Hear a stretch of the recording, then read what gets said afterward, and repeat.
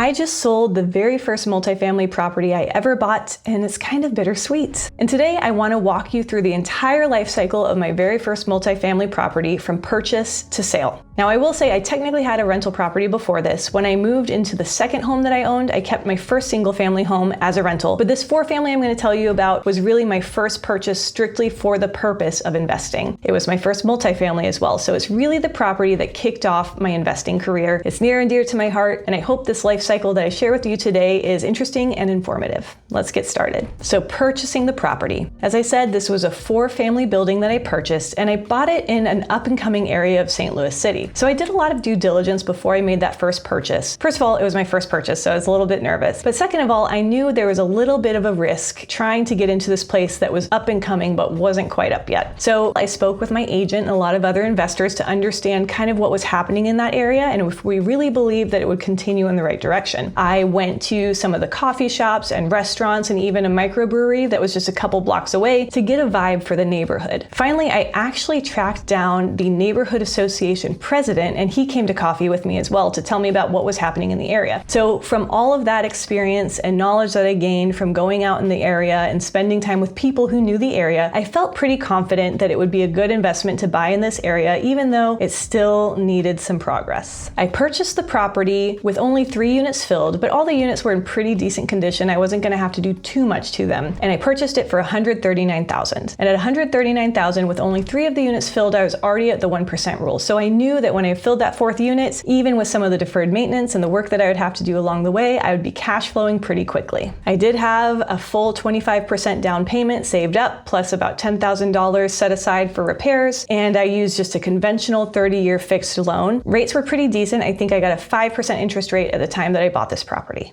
So owning this property. Once I bought this property, I was able to fill that 4th unit fairly quickly, but there was a lot of deferred maintenance and it just took some time to really get the property settled. So for about the first 18 months, I wasn't cash flowing very well at all. And there were several months where I had to put a little bit of money into the property. Not huge amounts, but I just wasn't making money on the property yet. But patience paid off over time. I turned over the tenants that were causing issues. One tenant left a unit in really bad repair, so that was the unit that I had to fully renovate, but it came out beautiful. The other units were staying in pretty good shape, and as tenants turned over, I just did little things here and there to make small upgrades, like updating the countertops or putting new tile floors in the bathroom and kitchen. So once I got past that first kind of rocky patch, I was making a little over $500 per month on this property initially, and over time it grew really quickly as rents rose, as I got everything under control maintenance-wise, and I ended up at about $1,100 per month in cash flow, and that's after CapEx set-asides, which I did have to use on things like a new roof, some new water heaters and HVACs while I owned the property, but really it was solid cash flow even after maintenance, repairs, setting aside money for capital expenses, and I was able to cover all those needs as they came up. So I bought the property in 2017, and in 2020 it was already appraising for a good amount more, and I decided to refinance the property, and it was really cool because not only had it appreciated and I'd experienced debt pay down thanks to my tenants paying rent, but interest rates had dropped. So I was able to refinance to the point that I took out all of my initial cash into the property. My payment per month stayed the same because my rate dropped from about 5% to I think it was 3.5%. So with that difference in rate, I was able to pull all of my cash out, refinance, and my payment stayed pretty much exactly the same per month. So this got me to the point where my cash on cash return was now infinite. I had pulled all my cash back out. I was able to put that into another rental property purchase, and this thing was just spitting out money with none of my money left in it. It was a slow burr. If you don't know what burr is, that's buy, rehab, rent, refinance, repeat. I didn't do it in 6 months to a year, but over the course of a few years, I stabilized this property. I got the appreciation. I was able to get all my cash back out and move it into another deal. And that is one of the most powerful things that you can do in real estate. Finally, selling the property. Now, this is a big deal for me because I really like to keep properties for as long as I can. But as you continue to grow and evolve as a real estate investor, certain certain things won't fit in your portfolio anymore, or maybe you're just ready to trade up to bigger things. And in this case, both of those were true for me. So I, over time, had found that my portfolio was really starting to amass in a different area. This location was sort of an outlier. So I wanted to sell this one to reinvest in the area where I was more focused. Secondly, I'm really ready to trade up. So my business partner Mindy and I are now looking for a 20 to 40 unit building. If you know any of those in St. Louis, please reach out to me. And I wanted to free up some capital to put into our next purchase. My most recent appraisal said that it was worth $320,000, and that is 130% increase in value on this property. So initially I said I put 25% down on this property. That was just shy of $35,000. And then of course I did put a little money in over time, but it probably was about $10,000 total because I had a lot of money coming from the cash flow to help offset the costs as I replaced things over time. I was probably into this property in total for $45,000. I had refinanced out all my money at some point, so then I had nothing left in there. And now I'm selling this property for $320,000. That is what I got it under contract for. And that is 130% increase. So I walked away from the closing table even after paying the buyer's agent. I represented myself on the sell side because I do have my license. But after paying the buyer's agent and closing costs and a couple of things I had to take care of for the buyer, I still left the closing table with a check larger than the original purchase price of the building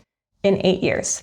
That is insane. So now that I've sold this property, I'm ready to trade up into something larger. Again, I'm looking for a 20 to 40 unit building here in the St. Louis area. And I'm feeling really excited about what's coming next. I think that this is going to be the path I'll follow with all my properties eventually. All of these small multifamilies that I own will eventually become larger and larger buildings as I trade up. It's amazing to see the power of real estate, how much your money can multiply over time. If you haven't looked into it already, look at my previous video about this property as my first rental property. Also, look at my video about why real estate is the ideal investment, because I think everything that I talk about in that ideal investment model is shown with this property example. The income I received, the depreciation on my taxes, the equity build thanks to debt pay down, the appreciation in that area, and the leverage, and how all of that came together to allow me, like I said, to leave the closing table with a check larger than the initial purchase price of the entire building. That's powerful. I love real estate. Now, don't get me wrong, it's not all rainbows and butterflies. This property came with a lot of headaches. Like I said, the first 18 months I made almost no money on it. I was having to put money in on occasion, which made me pretty nervous with my first investment. I also had to deal with bed bugs at one point. I had concerns about people trying to steal the ACs. There were plenty of fun